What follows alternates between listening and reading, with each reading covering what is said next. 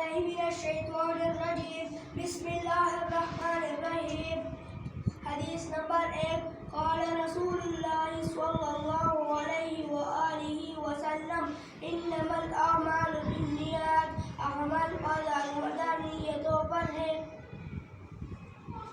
حدیث نمبر 2 قال رسول اللہ صلی اللہ علیہ وآلہ وسلم من ستر مسلما سترہ اللہ یوم القیامہ. جو کسی مسلمان کی عیب چھپائے گا اللہ تعالیٰ قیامت کے دن اس کی عیب چھپائے گا.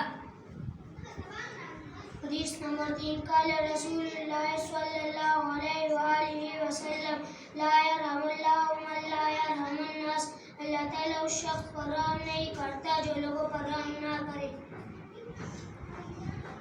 حدیث نمبر 4 قال رسول اللہ صلی اللہ علیہ وآلہ وسلم من لم يسأل اللہ یغضب علیہ.